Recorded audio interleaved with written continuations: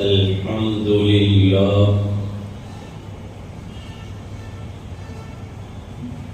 الحمد لله وكفى وسلام على عباده الذين اصطفى خصوصا على أفضلهم وخاتم النبيين محمد الأمين وعلى آله وصحبه أجمعين أما بعد أعوذ بالله من الشيطان الرجيم بسم الله الرحمن الرحيم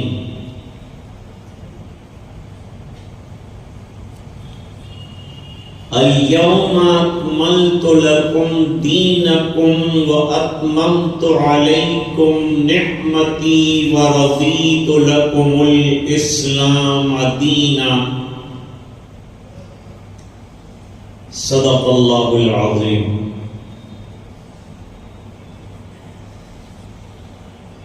وقال النبي صلى الله عليه وسلم بعثت أنا والساعة كهاتين أو كما قال عليه الصلاة والتسليم. وصدق رسوله النبي الأمي الكريم. اللهم صل على سيدنا محمد وعلى آل سيدنا محمد وأصحابه وأزواجه وبارك وسلم.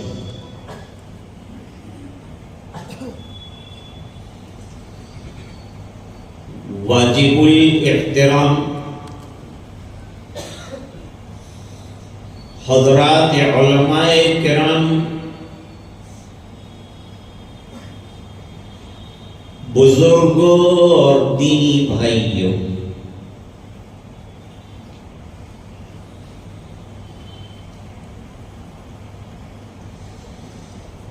مجلس تحفظ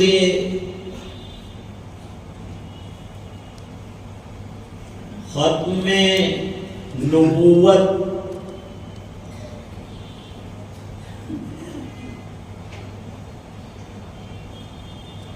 کے عنوان سے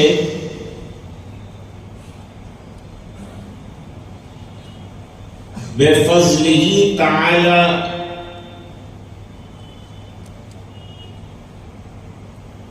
اس حساس عقیدے کو سمجھنے کے لیے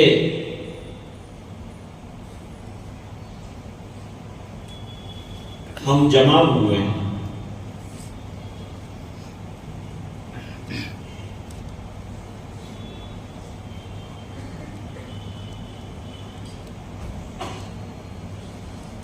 یہ عقیدہ بڑا نازک اور مسلمان کے لیے انتہائی اہمیت کا حامل.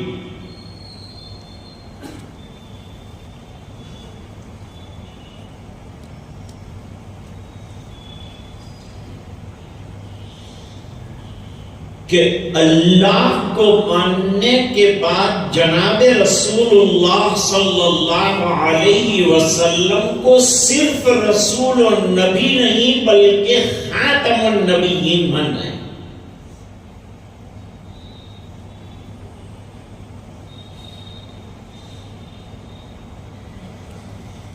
اسی سلسلے میں انشاءاللہ تھوڑی دیر آپ سے ہم کلام رہوں گا.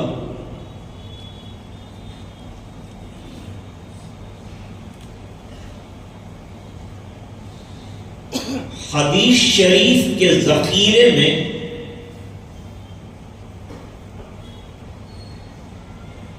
ایک بڑی قیمتی حدیث ہے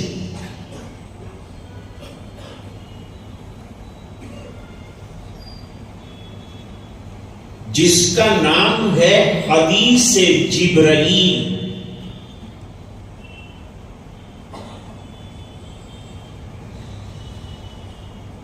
یہ حدیث مبارکہ اتنی اہم ہے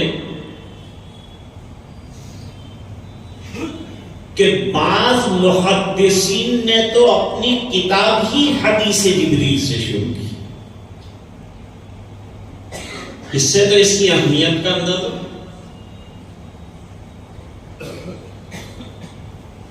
نمبر 2، اس حدیث شریف کا دوسرا نام ام الاحادیث بھی۔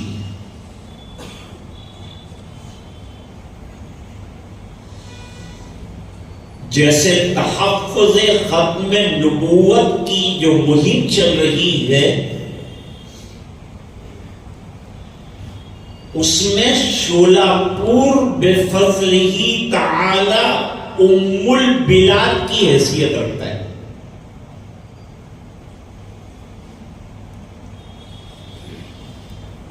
اس کام کو یہاں سے چل کر تمام اضلاع میں پھیلنا ہے اور گھر گھر پہنچنا۔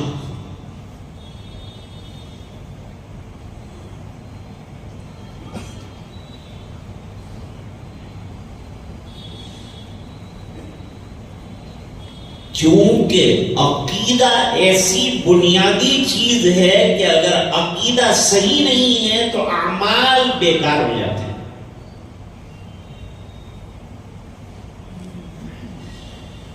اعمال صالحہ کی بنیاد عقیدہ صالحہ پہ رکھی گئی۔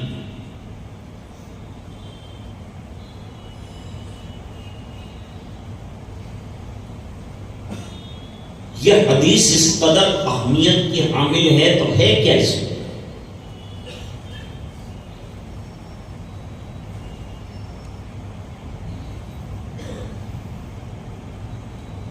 نبی کریم صلی اللہ علیہ وسلم نے 23 سال دین کی نشر و اشاعت میں لگائے۔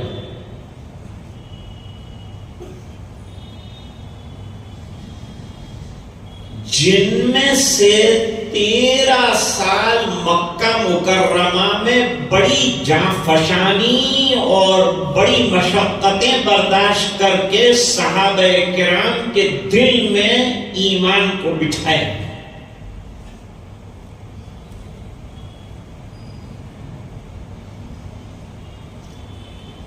ابن ماجہ شریف میں روایت موجود ہے،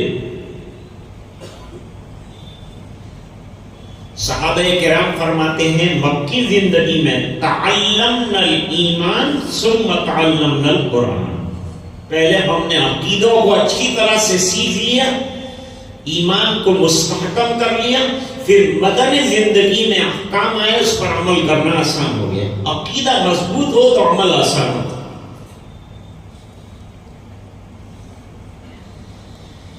آدمی کو یہ عقیدہ ہو جائے کہ اللہ پالنہار اور خالق ہے اور مجھے اس کے سامنے سربسجود ہونا ہے، تو اس کے لیے نماز پڑھنا آسان ہو جائے گا، اس کے لیے رات کا جاگنا آسان ہو جائے گا، اس کے لیے قربانیاں جانی مالی دینا آسان ہو جائے گا، جیسے صحابہ کرام نے دی۔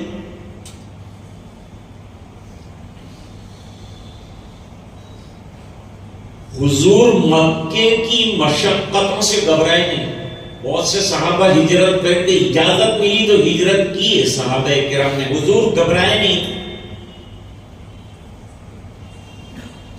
تو پھر مدینہ ہجرت کیوں کی؟ پریشانیوں سے گھبرا کر، مشقتوں سے تنگ آ کر آپ نے ہجرت نہیں کی۔ آپ چاہتے تھے کہ کوئی ایسا بیس مجھے ملے کہ جس کی وجہ سے دین اطراف عالم میں پھیلا سکے۔ اس کے لیے من جانب اللہ مدینہ منورہ کا انتخاب ہوا اور آپ وہاں تشریف لے گئے.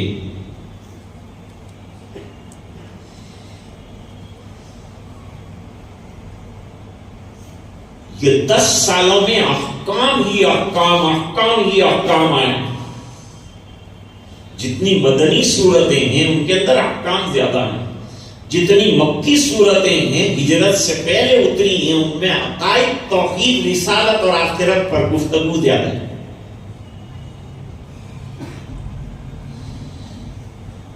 اور عقیدے کی اہمیت اتنی ہے کہ 85 صورتیں تو مکے میں اتری جبکہ 114 صورتیں کوئی ہے، جن میں سے 85 جو ہے مکہ مکرمہ میں اتری، بڑی اہم صورتیں.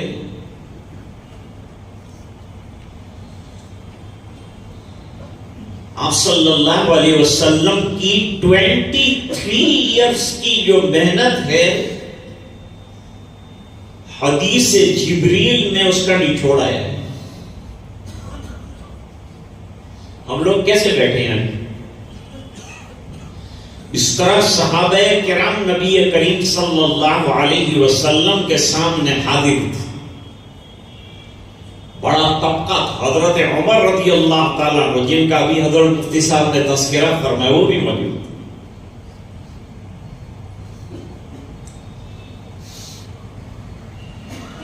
جبریل علیہ السلام تشریف لائے، لیکن ایک خوبصورت طالب علم کی شکل میں آئے اور لباس سفید تھا. علماء نے لکھا کہ طلباء کے لیے اور علماء کے لیے سفید لباس زیبا ہے، یہ علم کی نشانی.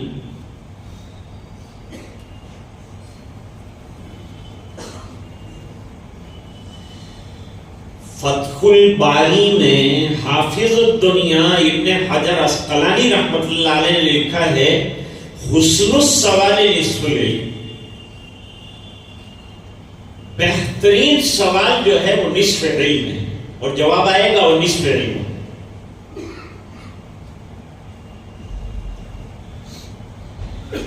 حضرت جبریل علیہ السلام نے صحابہ کرام کے سامنے 5 ایسے سوالات کیے جو حضور کی 23 سالہ محنتوں کا خلاصہ اور نچوڑ ہے.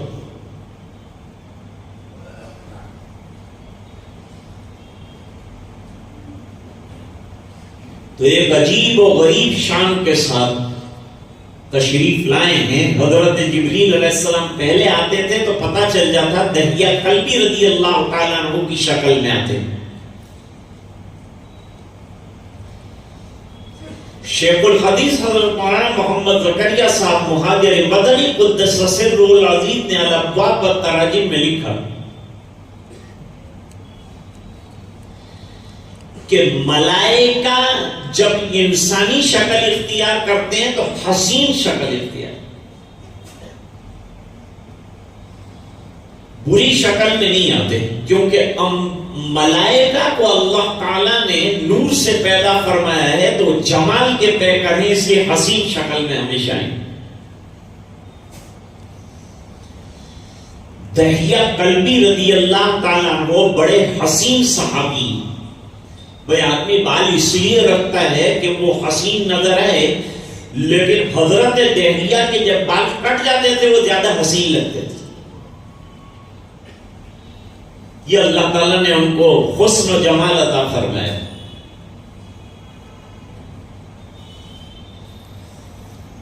لیکن 23 سال کے کنارے پر آج بالکل اجنبی شکل میں آئے ہیں. بہت لمبی بحث ہے، ہم لوگ بہت گفتگو کرتے ہیں اس پر وہاں مدرسے میں. لوگ کئی دن نکال دیتے ہیں اس حدیث پر. میں اتنی لمبی بات تو نہیں کروں گا، لیکن خلاصہ اور نچوڑ آپ کے سامنے ہے. پہلا سوال حضرت جبریل علیہ السلام نے جو کیا وہ تھا مل ایمان و یا رسول اللہ، ایمان کیا چیز ہے؟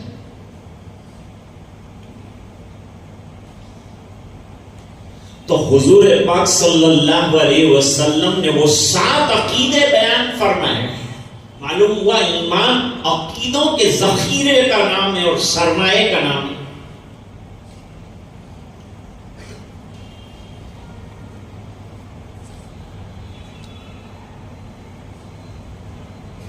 پہلا ہی سوال عقیدوں کے بارے میں ہوا. عقیدہ اندر کی چیز ہے. ایک بات سمجھو, عقیدہ اندر دل میں ہوتا ہے, تو ایمان کا تعلق دل کے ساتھ ہے. وَقَلْبُهُ مُطْمَئِنٌ بِالْإِيمَانِ, یہ دلیل ہے اس کی. ابھی ہم سب بیٹھے ہیں, کوئی کہے کہ بھئی ایمان ہے, ہم کہیں گے ہے کہاں ہے, سب کہیں گے دل میں. معلوم ہوا کہ ایمان کا تعلق قلب کے ساتھ.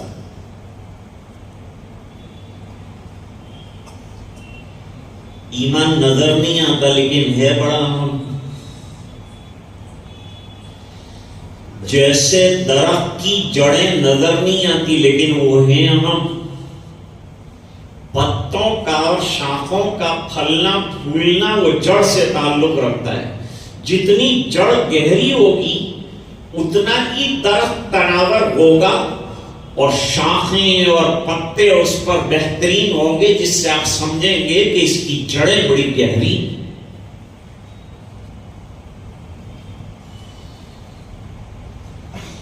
تو اگر آپ کسی کو دیکھیں کہ نفلیں بھی نہیں چھوڑتا, کوئی سنت بھی نہیں چھوڑتا, تو سمجھنا پڑے گا کہ ایمان کی جڑیں اس آدمی کی بڑی گہری.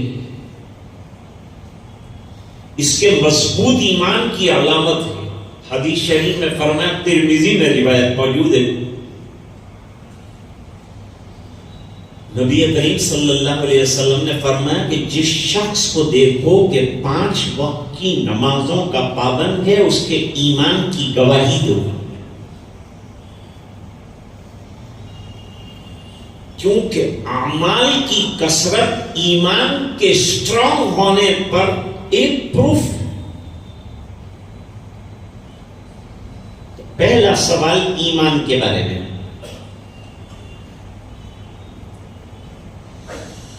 حضور پاک صلی اللہ علیہ وسلم نے 23 سال کی محنتوں کا جواب ایمان میں دیا. تو صحابہ کرام کو آج سمجھ میں آیا کہ ایمان اس کو کہتے ہیں. تو پہلے سے سمجھے ہوئے تھے لیکن نچوڑ, قوام, کریم. دوسرا سوال کیا, مل اسلام یا رسول اللہ, اسلام کیا ہے؟ جواب دیا اعمال کی شکل. نماز کا پڑھنا, روزوں کا رکھنا. اسلام ظاہری اعضاء پر آتا ہے, ایمان قلب میں آتا ہے. تو جب اسلام کو پوچھا تو اعمال بیان کیے, جب ایمان کو پوچھا تو عقائد بیان کیے.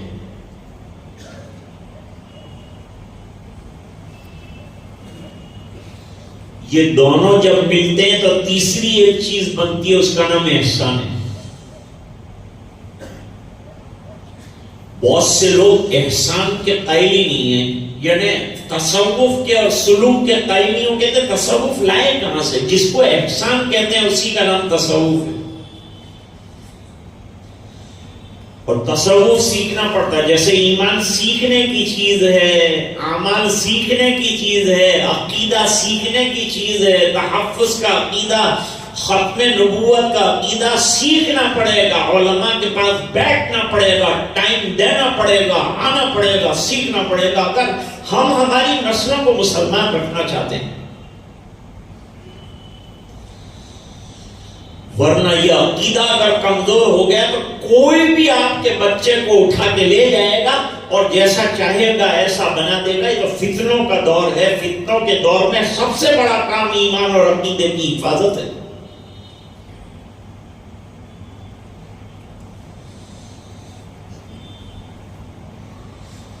احسان کا دوسرا نام علم الاخلاق ہے. بھئی اخلاق اچھے ہونے چاہیے کہ نہیں انسان کے؟ تو اسلام جو اخلاق کی تعلیم دیتا ہے اس کا نام تصوف رکھا ہے, اس کا نام سلوک رکھا ہے, جس سے ہماری بدسلوکی ہے.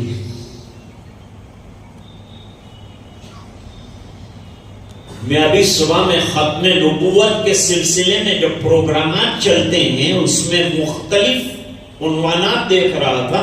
اس میں ایک عنوان مجھے یہ بھی نظر آیا کہ ختم نبوت اور تزکیہ.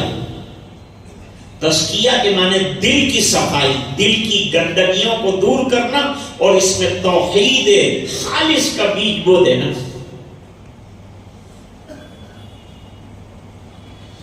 اب احسان ذرا سمجھ لیں آپ بھی. فرمایا تعبد اللہ کأنک تراہ فإن لم تکن تراہ فإنہ یراک.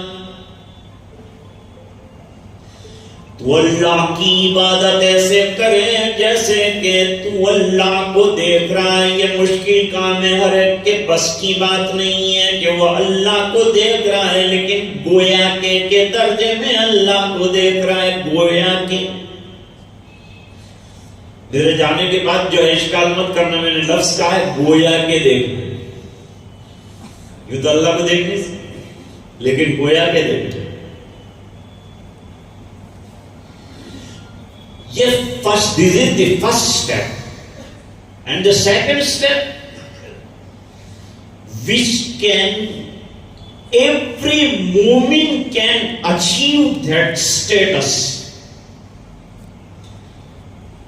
ہر مومن اس کو حاصل کر سکتا ہے. فَإِن لَمْ تَكُنْ تَرَاهُ فَإِنَّهُ يَرَاكَ.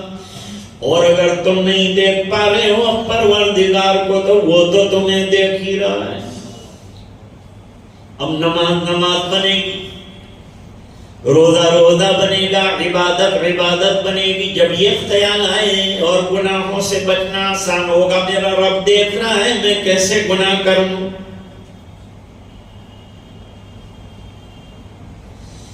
پہلے کتابیں بہت اچھی تھی. آج مجھے یہ بھی بتائی گئی کتاب کہ ہمارے جنریشن جو آنے والا نیا جنریشن ہے ان کو کوئز کی شکل میں، یعنی کوئسچنز آنسرز کی شکل میں حضور کی سیرت پاک اور نبی کریم صلی اللہ علیہ وسلم کا آخری ترین نبی ہونا بتلایا جائے. اس پر بھی الحمدللہ کام ہو رہا ہے. اللہ تعالیٰ جزائے خیر عطا فرمائے. علماء بہت اچھا کام کر رہے ہیں. دوستوں میں تو ایک تقریر کر کے چلا جاؤں گا، آپ کو ان لوگوں سے جوڑنا ہے. کام یہ لوگ کریں گے، میں تو بول کے چلا جاؤں گا تو کچھ بھی بول دوں گا اور چلا جاؤں.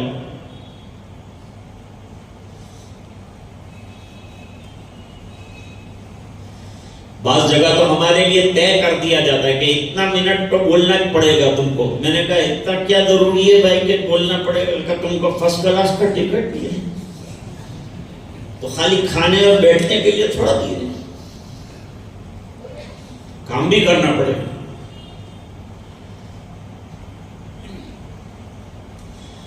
میں نے کہا وہ تو ٹکٹ کا تو ایک ایک پیج وصول ہو گیا. ایک مولانا برطانیہ گئے تھے، وہ ٹکٹ ذرا بڑی آتی تھی پہلے. آج کل تو سب ڈیجیٹل ہو گیا معاملہ، سب فون پہ ہوتا ہے، آن لائن. تو پہلے ٹکٹ کے اندر پیج ہوتے تھے، پیج. صبح میں تقریر، ظہر کے بعد تقریر، 10 بجے تقریر، ظہر اثر کے بعد تقریر، مغرب کے بعد تقریر، عشاء کے بعد تقریر. 15 دن میں ان کا گلا بالکل غائب ہو گیا. انہوں نے کہا میری ٹکٹ کا ایک ایک پیج ان لوگوں نے وصول کر لیا. سرکار کے بیانات ایسے نہیں ہوتے تھے. سرکار کے بیانات بضرورت ہوتے تھے. اور ایک آدمی دوڑتا ہوا آیا، حضور مجھے جلدی ذرا نصیحت فرما دیجئے، ایڈوائس دے دیجئے، میں چلا جاؤں، مجھے کام بہت ہے اور لمبا ٹائم سننے کا ہے نہیں میرے پاس. ایک نظر سرکار نے ڈالی اور اس سے کہا یا کا والغضب، بس غصے سے اپنے آپ کو بچاتا رہے، تیرے لیے یہی ٹاپک ہے. غصہ تجھے برباد کر رہا ہے. آدمی کو بیجا غصہ آتا ہے تو حیران ہو جاتا ہے، آدمی پریشان، خود ہی پشیمان ہوتا ہے، کیوں مجھے غصہ آیا خامخواہ کی. فرمایا ان تعبد اللہ کانک تراہ فإن لم تکن تراہ فإنہ یراک. وہ بچپن میں کہہ رہا تھا پہلے کتابیں بڑی اچھی ہوا کرتی تھی. آج کل ہم ہمارے بچوں کو ایسے اسکولوں میں بھیج رہے ہیں جہاں ان کو یا تو دیومالائی چیزیں پڑھائی جاتی ہیں، دیویوں کا سب پڑھایا جاتا ہے، بھجن کیرتن پڑھایا جاتا ہے، یا پھر انگریزی اسکولوں میں بھیجتے ہیں تو کرسچینٹی سکھاتے ہیں، تو ایمان کہاں رہے گا بچے کا؟ اس لیے مکاتب میں بھیجو اور یہ تمام منظم جو نظام چل رہا ہے اس کا حصہ بناؤ۔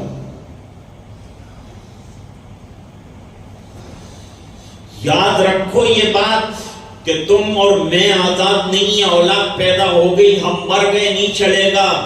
اللہ تعالیٰ اولاد کے بارے میں قیامت کے دن سوال فرمائیں گے کہ نعمتیں مانگ مانگ کر لی تھی تو حق کیا ادا کیا؟ اللہ قرآن میں فرماتے ہیں یا ایھا الذین آمنوا قوا انفسکم واہلیکم نارا وقودها الناس والحجارہ، اے ایمان والو اپنے آپ کو بچاؤ آگ سے اور اپنے فیملی ممبرز کو بھی آگ سے بچاؤ، غلط عقیدوں سے بچاؤ، سچے عقیدوں پہ لاؤ۔ جنتی بنانے کی محنت کرو، کون بڑھے گا کروڑ پتی میں؟ کروڑ پتی بنانے کی محنت کر رہے ہیں، ہم نے نیا پروگرام دیا ہے، کون بنے گا جنتی؟ یہ پروگرام ہے، جنتی بننے کی محنت کرو۔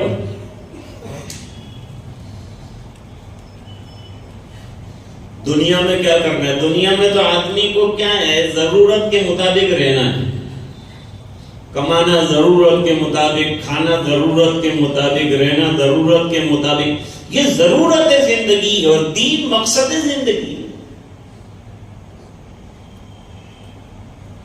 میرے والد صاحب بڑی اچھی مثال دیتے تھے کہ آدمی کے گھر میں ٹوائلٹ بھی ہوتا ہے، جو سجا کے بہت رکھا ہے، سب سے اچھے ٹائلز وہ ٹوائلٹ میں لگاتا ہے، لیکن ٹوائلٹ میں جا کے بیٹھا نہیں رہتا، ضرورت کے مطابق استعمال کیا کہ باہر نکل گیا۔ اس طرح دنیا کا استعمال بضرورت کرنا ہے، پھر نکل جانا ہے۔ ہم کو تو آخرت کی تیاری کے لیے اللہ تعالیٰ نے دنیا میں بھیجا ہے، اس دنیا میں رہ کر وہ دنیا کو نکالنا ہے ہمیں، وہ دنیا نکالنے کے لیے یہ دنیا ملی ہے، یہ زندگی ملی ہے، زندگی میں سے آخرت کی لمبی زندگی نکالنی ہے ہمیں۔ وہ بچہ اسکول گیا تھا، اچھی اچھی باتیں سیکھ کے لاتا تھا، اس کے باپ نے ایک دم ناریل جو ہوتے ہیں نا کوکونٹ، اس کے درخت پر چڑھ کر 2-4 کوکونٹ چرانے کے لیے کوشش کی اور بچے کو ساتھ لے گیا، تو نیچے کھڑا رہے، کوئی آ جائے تو مجھے بتا دینا۔ وہ اوپر چڑھ گیا، 2-4 ناریل اس نے گرائے، اس کے بعد اس نے اوپر سے ہی پوچھا کہ بیٹا اپنے کو کوئی دیکھتا تو نہیں؟ کہا بھائی تو آپ کو زیادہ اچھا نظر آتا ہے، آپ تو کتنی اوپر ہے، زیادہ آپ کو اچھا نظر آئے گا کہ کوئی دیکھتا ہے کہ نہیں دیکھتا، میں تو نیچے ہوں۔ کہا بیٹا میں تو دور دور تک دیکھتا ہوں، مجھے تو کوئی نظر نہیں آتا۔ تو بیٹے نے کہا مجھے تو استاد نے جو پڑھایا اس کے اعتبار سے مجھے تو نظر آ رہا ہے کہ کوئی دیکھ رہا ہے۔ کون دیکھتا ہے بیٹا؟ فرما جو رات کے اندھیرے میں دیکھتا ہے، جو دن کے اجالے میں دیکھتا ہے۔ مجھے استاد نے بتایا تھا کہ اللہ رات کو بھی دیکھتے، اللہ دن کو بھی دیکھتے، اللہ ظاہر کو بھی دیکھتے، اللہ باطن کو بھی دیکھتے۔ دیکھو عقیدہ کیسا کام آ رہا ہے، کیسا پکا مسلمان بنا ہے۔ باپ کی بھی تلقین کر ڈالی، باپ کو بھی سمجھا ڈالا، اس کو چوری سے توبہ کرنے پر مجبور کر دیا، ایسا سکھا ہوا۔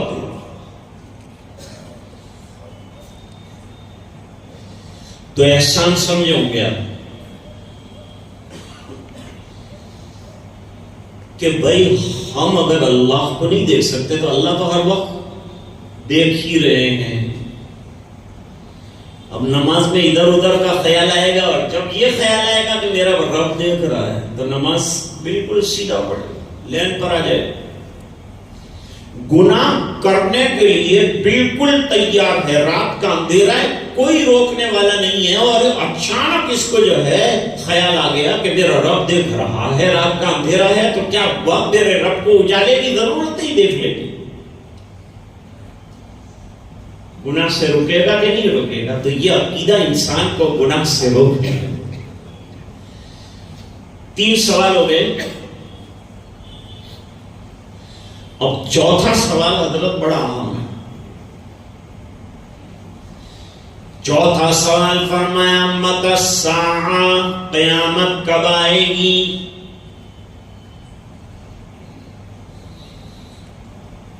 بظاہر طالب علم اعتراض کرتا ہے کہ ایمان، اسلام، احسان، یہ تینوں کے اندر تو جوڑ ہے، لیکن ایک دم سے سوال کیا متی الساعہ، قیامت کب آئے گی، اس کا تو کوئی بظاہر جوڑ نظر ہی نہیں آتا، بالکل جوڑ نظر نہیں آتا تھا۔ اچانک کی قیامت کا ایمان سے اسلام سے کیا تعلق ہے؟ کوئی نہ کوئی تعلق تو ہوگا، تبھی تو پوچھا ہے۔ اور پوچھنے والے جبریل علیہ السلام نے، اور جواب دینے نبی کریم صلی اللہ علیہ وسلم، اور پوچھوایا گیا اللہ تعالیٰ کی طرف سے بھیجا گیا ہے۔ جبریل علیہ السلام خود نہیں آتے، وَمَا نَتَنَزَّلُ إِلَّا بِأَمْرِ رَبِّكَ۔ سرکار کہتے تھے جبریل تم زیادہ آیا کرو نا، اچھا لگتا ہے جب تم آتے ہو، ہم لوگ قرآن شریف کا دور کرتے ہیں، آپ آتے ہیں تو رحمتیں آتی ہیں، ہوائیں چلتی ہے رحمت کی، تو تشریف لایا کیجئے نا، انوار کا مجسمہ آ جاتا ہے، کتنا اچھا معلوم ہوتا ہے۔ جواب دیا وَمَا نَتَنَزَّلُ إِلَّا بِأَمْرِ رَبِّكَ، ہمارا اللہ کے حکم کے بغیر نہیں، جب اللہ چاہتے ہیں حکم دیتے ہیں تو آتا ہوں، ورنہ نہیں۔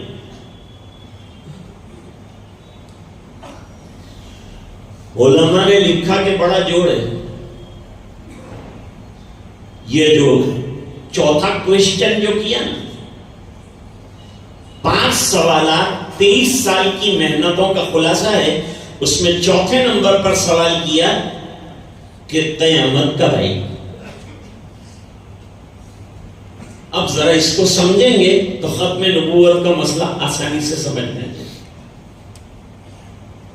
بات وہی چل گئی، شاید مولانا عبد الرحیم صاحب مجھ سے بھی ہوتے ہوں گے کہ کیا لے کے بیٹھ گئے، لیکن میں وہی لے کے بیٹھا ہوں جو یہ لے کے بیٹھے۔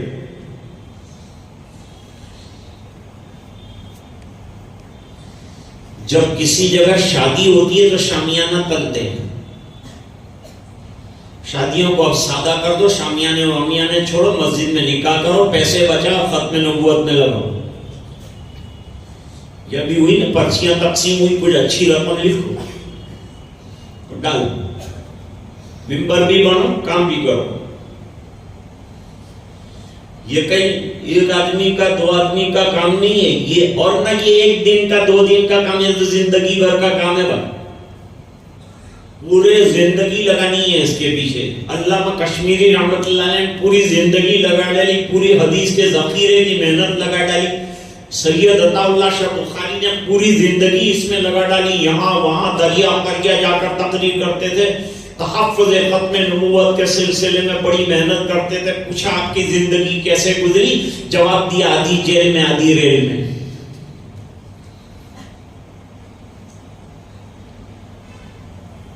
تو شامیانہ تانا جاتا ہے۔ اب شادی ہوتی ہے، دولہا آتا ہے، نکاح ہوتا ہے، کھانا ہوتا ہے، پھر شامیانے کو کیا کرتے ہیں؟ وائنڈ اپ کر دیتے ہیں، لپیٹ دیتے ہیں۔ لوگ پوچھتے ہیں کیوں شامیانہ کیوں ختم کر دے؟ شادی ختم ہو گئی، دولہا گیا دلہن کو لے کے، اور ہم لوگوں نے جو لفافے دینے تھے وہ بھی دے دیے، ابھی ختم ہوا، ابھی کیا ہے؟ شادی ختم۔ شادی ختم تو شادیاں ختم۔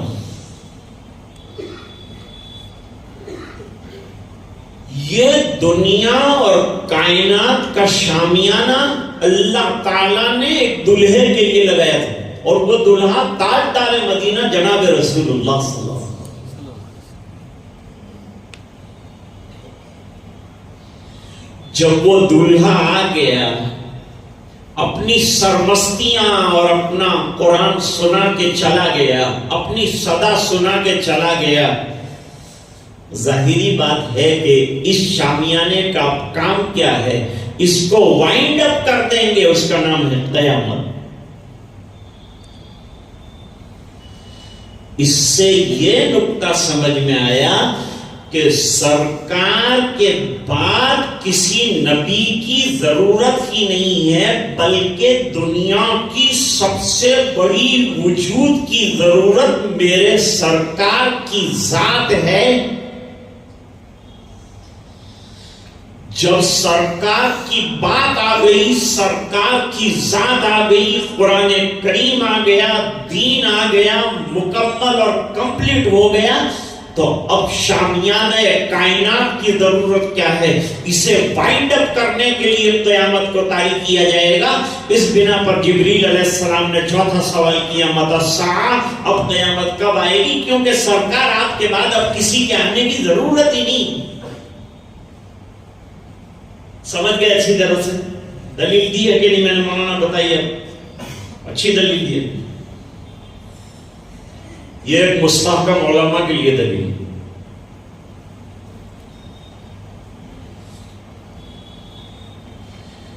بعض درخت ایسے ہوتے ہیں کہ پھل آ گیا تو درخت کو ختم کر دیں، درخت کو پھر کاٹ دیتے. جیسے کیلے کا درخت، لوم اتار لی، کاٹ ڈالتے ہیں، ہم ختم ہوا معاملہ سے، پھل دے دیا اس سے. کائنات کے درخت پر سب سے بڑے بڑے پھل جو ہیں وہ انبیاء کرام ہے، اور اس میں بھی سب سے بڑا پھل تاجدار مدینہ جناب رسول اللہ صلی اللہ علیہ وسلم کی شکل میں آنا تھا. اب یہ درخت پر جو پھل آنا تھا وہ اللہ نے دے دیا. اب اس پھل کے بعد درخت کو کیا کرنا ہے؟ کاٹو، اس کا نام قیامت. اس کا مطلب یہ ہوا کہ اب کوئی یوں کہے کہ میں نبی ہوں تو ہم ماننے کے لیے تیار نہیں ہوں گے. اس بنا پر کہ کائنات کو جس چیز کی ضرورت تھی وہ آ کے جا چکا ہے، اور اتنا دے کے گیا ہے کہ اب قیامت تک ہم کو کسی کے پاس بھیک مانگنے کی ضرورت نہیں ہے. اے تماشا گاہ عالم روئے تو کجا پکڑے تماشا میروی.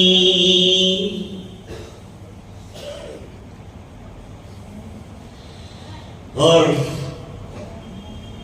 ایک حدیث شریف بھی میں نے پڑھی آپ کے سامنے. حضرت مفتی صاحب نے بھی حدیثیں پڑھی تھی. ختم نبوت کے سلسلے میں 300 سے زیادہ صحیح احادیث ختم ہی نہیں ہوگی. سرکار فرماتے ہیں بعثت انا والساعۃ کہاتین، مجھے اور قیامت کو یوں ساتھ بھیجا گیا ہے. یہ انگلی اور یہ انگلی بیچ میں کوئی ڈسٹنس ہے نہیں. گویا سرکار آ گئے تو کوئی نبی نہیں آ سکتا قیامت کے علاوہ. قیامت آئے گی بس. اب کوئی بھی دعویٰ کرے میرے پیارے بچوں، میرے بزرگوں، آپ کو کھڑے ہو کر یہ حدیث سنانی ہے کہ یہ قرآن کہتا ہے، یہ حدیث کہتی ہے، اس کے بعد ماننے کے لیے اور کیا ہے؟ تو کیا چیز ہے؟ جب قرآن کہے، جب حدیث کہے تو پھر تیری حیثیت کیا ہے؟ اب ذرا اس مثال کو سمجھ لو، میں بات ختم کر دیتا ہوں، 7:30 ہو رہے ہیں بھی. اللہ بعثت کے معنی مجھے بھیجا گیا ہے. I am descended from Allah subhanahu wa ta'ala.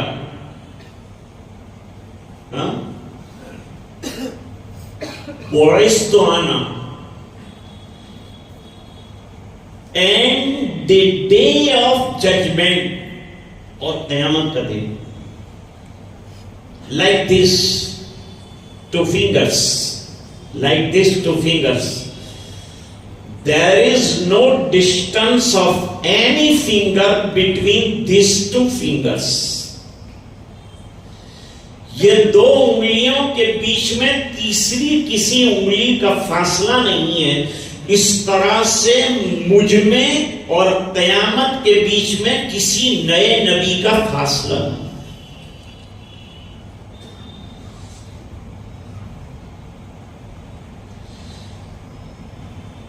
اچھا، حضور کو کیسا بھیجا گیا؟ قُلْ يَا أَيُّهَا النَّاسُ إِنِّي رَسُولُ اللَّهِ إِلَيْكُمْ جَمِيعًا.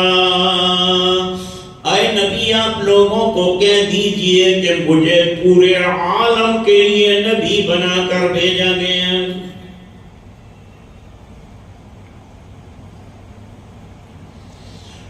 اور فرمایا دین جو عطا فرمایا الیوم اکملت لکم دینکم، حجۃ الوداع میں اعلان کیا دین کمپلیٹ ہو گیا.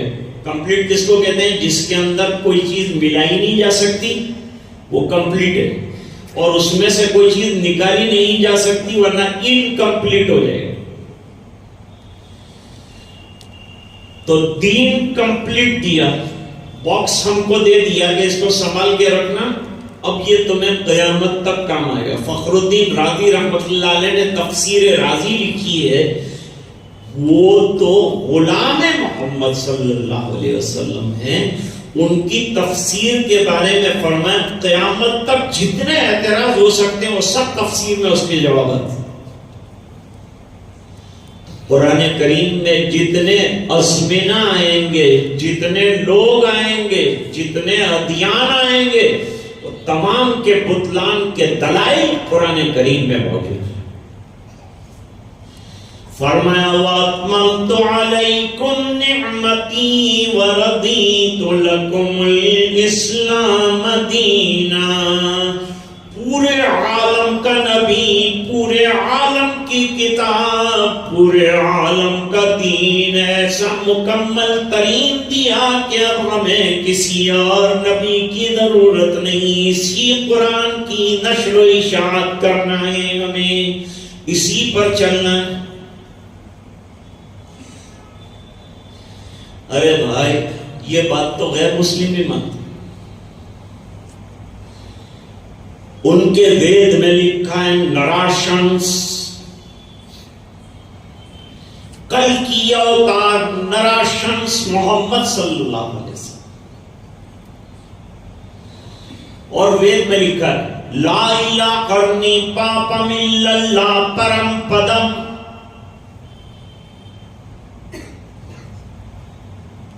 اور اگر تو کامیاب ہونا چاہے تو کیا کرنا؟ جپنی نام محمدم. لا الہ بولنے سے گناہ معاف ہو جاتے ہیں، اور الا اللہ بولنے سے درجات بلند ہوتے ہیں، اور محمد کو ماننے سے آدمی جنت میں جاتا ہے. یہ وید کے اندر لکھا ہے. وید والے کہتے ہیں ڈاکٹر برنارڈ شو جو ہے وہ بہت بڑا اینٹی مسلم جرنلسٹ تھا، لیکن اس نے کیا لکھا ہے جانتے ہو؟ ترجمہ کرتا ہوں اردو میں. دنیا میں آئندہ سائنس اور ٹیکنالوجی کا دور ہے، تو 100 سال پہلے لکھا ہے. اس زمانے میں جب سائنس اور ٹیکنالوجی کا دور آئے گا تو بہت سے مذاہب اس کے سامنے چکنا چور ہو جائیں. جو من گڑت جو انسانوں کے بنائے ہوئے مذاہب ہیں نا، وہ سب ختم ہو جائیں گے. اور اگر کوئی دین باقی رہے گا قیامت تک سائنس کا مقابلہ کر سکے گا، مذہب اسلام. یعنی اسلام میں اتنی طاقت ہے، اتنا ہمارے پاس لٹریچر ہے، اتنا ہمارے پاس مواد ہے کہ قیامت تک آنے والے مسائل جو ہیں وہ بالکل آسانی کے ساتھ جو ہے اس قرآن کے بیس کے نیچے حل ہو. میں ایک واقعہ سناؤں.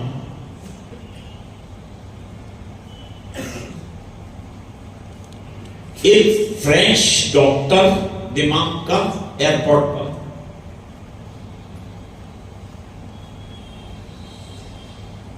وہ واش روم میں گیا، واپس نکلا تو ایک مسلمان وہاں وضو بنا رہا. پڑھنے والے ایئرپورٹ پہ بھی نماز پڑھتے ہیں، وہاں بھی جماعت خانے بنے ہوئے ہیں، آپ کے بمبئی میں بھی عبادت گاہ بنی ہوئی ہے, آپ پریئر کر سکتے ہیں, نماز آپ کی کہیں جانے کا خطر ہے. امسٹرڈیم بالکل جو ہے کنڈم ملک ہے, بے حیا ملک, لیکن وہاں بھی مسجد ہے ایئرپورٹ کے اوپر. برطانیہ میں بھی, امریکہ میں بھی ایئرپورٹ پر مساجد بنے. اب وہ وضو بنا رہا تھا, وہ دیکھنے کے لیے کھڑا ہو گیا تو بالکل وضو کے اخیر میں گردن میں مسا بھی کرتے ہیں, سر پہ مسا کرتے ہیں, پھر گردن پہ مسا کرتے ہیں, مستحب ہے گردن کا مسا.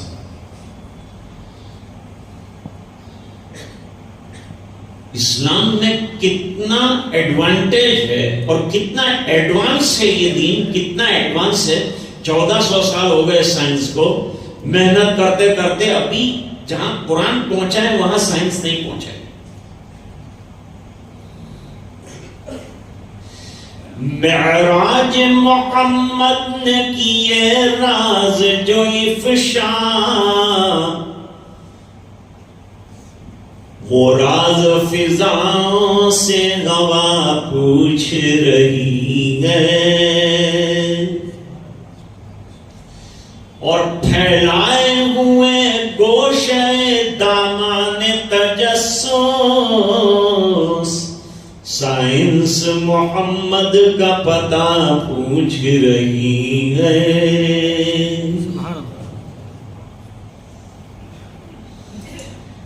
وہ ٹھہر گیا,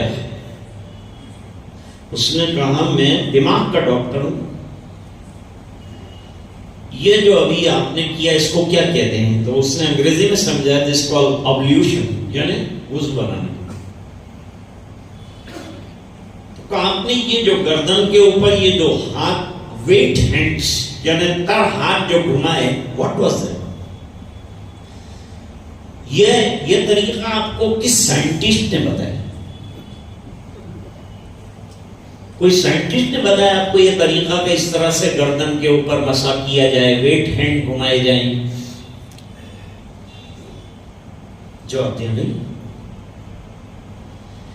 it's the part of our وضو, ہمارے وضو کا ایک حصہ ہے. جب ہم نماز پڑھنا چاہتے ہیں تو اس طرح سے ہمیشہ وضو کرتے ہیں. کہ آپ کے مذہب کو سال کتنے ہوئے؟ کہ 1400.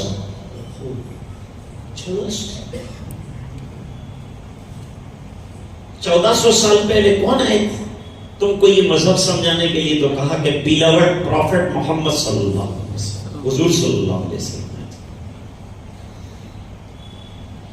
جواب دیا, سائنس ابھی یہاں پہنچا ہے جو تمہارے پروفٹ نے 1400 سال پہلے بتا دیا. ابھی تو کتنا باقی ہے دوستو. اور اس نے کلمہ پڑھا اور یوں کہا, میری ڈائری میں میں لکھتا ہوں کہ جو بھی دماغ کا مریض ہو میں اس کا علاج کرتا ہوں. علاج کے میرے پاس میتھڈز ہیں, طرح طرح کی تھیوریز ہیں, طرح طرح کے علاج میں کرتا ہوں. لیکن I want to write in my diary this kind of thing. First time I have seen. پہلی مرتبہ میں نے زندگی میں یہ چیز دیکھی. 1400 سال پہلے تم کہتے ہو تمہارا, جب تمہارے وضو کا عالم یہ ہے تو نماز کا عالم کیا ہوگا؟ اس میں تو کیا کیا شفائیں اور کیا کیا بیماریوں سے دوائیں اللہ نے رکھی. اس نے کہا جتنی رگیں ہیں نا دماغ میں جانے والی, جتنی رگیں نبض, وہ تمام یہاں سے گزرتی ہیں, گردن میں سے گزرتی ہیں. اور جو دماغ کا مریض ہوتا ہے اس کی رگیں سوکھ جاتی ہے, اس میں سرکولیشن آف بلڈ نہیں ہوتا, خون کا دوران بند ہو جاتا ہے تو دماغ سٹیا جاتا ہے. جب ہاتھ گھماتے ہیں تب تو رگیں جو ہے دماغ میں جانے والی ایک دم ایکٹیو ہو جاتی ہے اور خون بھیجنا شروع کر دیتی ہے. دماغ بالکل تازہ ہو جاتا ہے. دماغ کے مریض کے لیے بہترین علاج بتایا. تو نماز اپنی جگہ عبادت کی عبادت ہے, ایکسرسائز کی ایکسرسائز. اس میں کیا نیا نبی آگے چینج کرے گا؟ اس کو کیا دے گا؟ کیا ہے اس کے پاس کہ دے گا؟ اس کے پاس وہ خالی دامن ہے، کچھ دے نہیں سکتا. جو دے دیا سرکار نے ہم کو، ہمیں کسی چیز سے کسی سے کچھ لینے کی ضرورت نہیں. ہم قیامت تک کے لیے کان پکڑتے ہیں. خدا کی قسم نبی کریم صلی اللہ علیہ وسلم خاتم النبیین. آج کی بات اسی پر ختم کرتے ہیں. مجھے حکم تھا حضرت مولانا عبد الرحیم صاحب کی طرف سے کہ میں چند منٹ آپ کے سامنے رہوں، چند باتیں دلائل کے طور پر. آج عرض کی اس امید کے ساتھ کہ پھر دوسری مرتبہ اگر حاضری ہوئی تو دوسرے دلائل بھی انشاءاللہ آپ کی خدمت میں، ابھی بہت دیر باقی ہے اس کا، انشاءاللہ پیش کریں گے. یہ حضرات جو کام کر رہے ہیں، میں تو حاضر ہوا ہوں ان کو فیڈ بیک کرنے کے لیے. یہاں میری حاضری جو ہوئی ہے عام تقریروں کی طرح نہیں ہوئی ہے. یہ کام کی جڑوں کو آپ مضبوط بنائیں. جو علماء محنت کر رہے ہیں ان کی آپ پیٹھ تھپ تھپائیں. دیکھو ایک بات سمجھو، کسی کام کو کریٹیسائز کرنا بہت آسان ہے، لیکن کام کر کے دینا ڈیفیکلٹ ہے. وہ کیسے؟ وہ میں بتاتا ہوں. ایک نوجوان لڑکے نے پینٹنگ سیکھی، بہت بڑا پینٹر بنا، سب ڈیزائن طرح طرح کی بناتا تھا. جاندار کی ڈیزائن بنانا منع ہے. پینٹر نے اپنی فراغت کے بعد آ کر بازار کے اندر بہت بڑی پینٹنگ لگائی اور نیچے لکھا کہ اس کے اندر کہیں غلطی ہو تو مجھے انفارم کیا ہے. تیسرے دن جا کے دیکھا تو تصویر تو نظر ہی نہیں آئی تھی. اس کے اندر اتنے ایرو بنائے تھے، یہاں غلطی، وہاں غلطی، وہ غلطی، یہ غلطی، وہ غلطی. تو سر پکڑ کے بیٹھ گیا کہ میں نے اتنے سالوں سے محنت کر رہا تھا پینٹنگ کے لیے، اتنی غلطیاں تو لوگوں نے نکال لی. گھر گیا تو بیچارہ دکھی تھا، بہت پریشان تھا. اس کے باپ نے کہا بیٹا ہوا کیا، اتنا پریشان کیوں ہے؟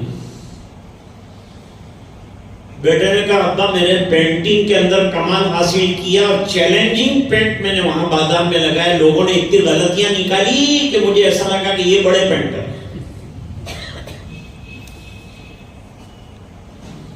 کہ بیٹا اصل میں تو سمجھا نہیں بات کو، عوام کا مزاج نہیں سمجھا،